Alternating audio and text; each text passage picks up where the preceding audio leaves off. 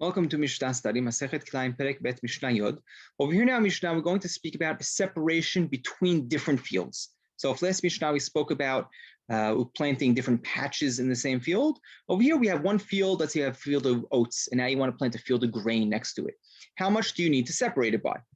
Right? So we already mentioned in the last Mishnah that it was going to be 10.2 amot, and Chachamim were mekel when it came to patches that they allowed 9.7. Over here, this is going to be the source for this Mishnah. And we're also going to speak about vegetables. How much do you need to space out between vegetables? That's going to be our Mishnah that we're going to speak about. Let's jump into it. Kol shu betoch bet rova, ole b'midat bet rova. Right? So firstly, before we even get into what we just mentioned, let's say whatever is within the bet rova, right? So if you look over here, let's say you planted right in one corner, and then you had left the 9.7 amot of space, and you planted another 10 point in the next 10.2 amot. And within this 9.7 amot, let's say it was an empty space. Let's say it was space that there was a rock in between. Could you count that as empty space, as a separation? That's what we're speaking about over here. So what we say in our Mishnah over here is anything that is found within that Beit Rova, anything that's found within that empty space, ole b'midat Beit Rova. It counts as part of the Beit Rova, as part of those 9.7 amot in between. Ochelet hagefen, right? A vine, if there was a vine in between, if that consumes that area, that's fine. The kever, let's say there's a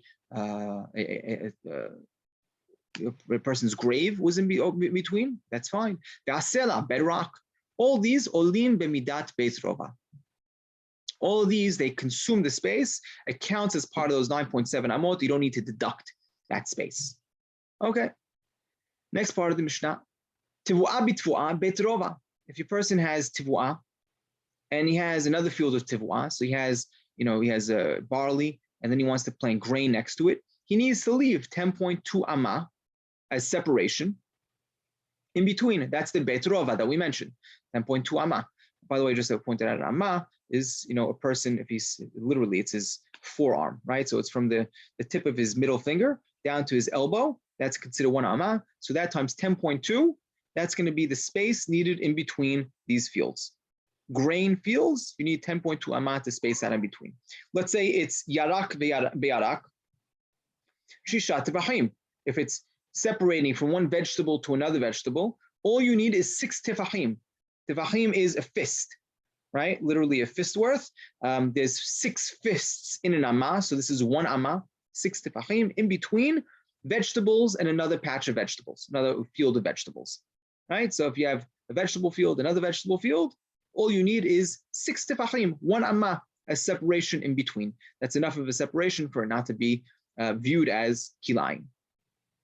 And let's say you want to plant tivu'ah bi'arak, bi'arak b'tivu'ah. Let's say you want to plant grain next to a vegetable field or vegetables next to a grain field. Over here, you need to separate 10.2 amah, right? You need to separate 10.2 amah. So here's all more in a ratio. So you see vegetable, all you need 6 tefachim. When it comes to grain, you need 10.2 amah. When it comes to grain and a vegetable field, you need to separate 10.2 amah as well. Rabbi Eliezer says, yarak b'tfuah shisha tefachim. But Rabbi Eliezer would argue on the last case, right? And he would say, when it comes to grain and you want to plant grain next to a vegetable field, then you need to separate 6 tefachim.